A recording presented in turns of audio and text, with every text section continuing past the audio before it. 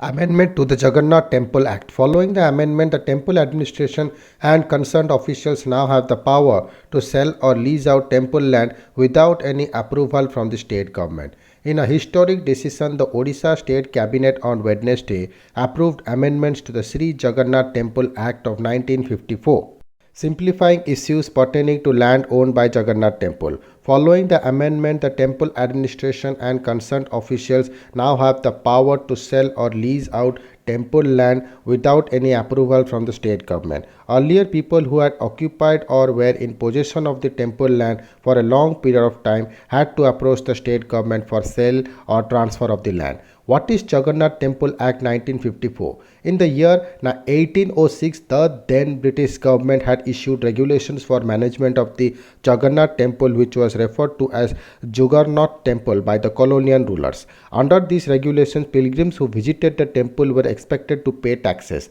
The British government was entrusted with appointing senior priests at the temple. 3 years later, the powers of the management of the temple were passed on to the King of Khordha, while the colonial government was continued to retain some control.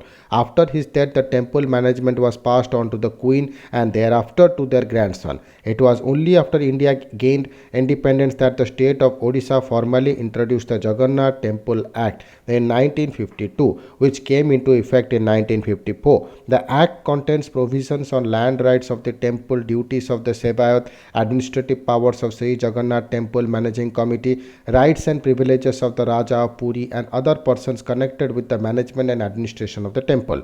What does the recent amendment purpose? The recent amendment approved by the state cabinet now decentralizes the power to settle land related issues of the temple. The cabinet also has delegated power to temple administration and concerned officials for sale and lease of land in name of Jagannath Temple. Unlike earlier, no approval will be required from the state government for the process, though through the sale of land used and unused, the temple will also generate additional corpus funds. Section 16 of the Act states that no immovable property taken possession of by the temple committee shall be leased out, mortgaged, sold, or otherwise alienated except with the previous sanction of the state government. The cabinet has approved an amendment to this section which implies that no prior sanction from the state government will be required for leasing out, mortgaging, or selling any immovable properties owned by the temple. The temple managing committee, administrative officials and collectors of respective districts can take decision in this regard from now onwards. Who can purchase land belonging to the temple? Around 60,426 acres of land in the name of Lord Jagannath has been identified in 24 districts across the state. Over 395 acres of land has been identified in West Bengal, Maharashtra, Madhya Pradesh, Andhra Pradesh, Chhattisgarh and Bihar as well. But these lands have been occupied by people or even institutes like schools and hospitals for more than 5 decades. After the temple administration identified these lands in 2003, it proposed that these occupants can buy the land or take it on lease from the temple rather than driving them away. So the land in this case can be bought by people who are already occupying land owned by the temple and have no land rights to claim ownership. The temple administration also allows sale of land which has remained unused to eligible persons for setting up schools, hospitals, etc. From 2001 to 2010, a total of 291 acres of land was settled from 2011 to 2021. A total of 96 acres of land was settled. So far, a total of 11.20 crore has been earned through the settlement. Law Minister Pratap Jena had mentioned in a written reply in the State Assembly. Why is the amendment being considered a historic move?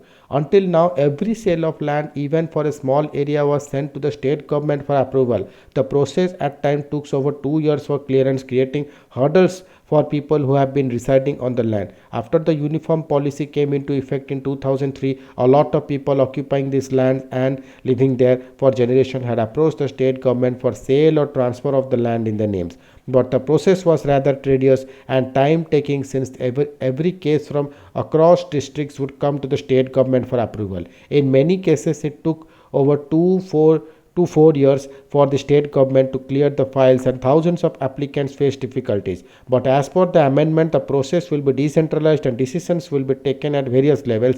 Chief Secretary Suresh Chandra Mahapatra said, "Thank you."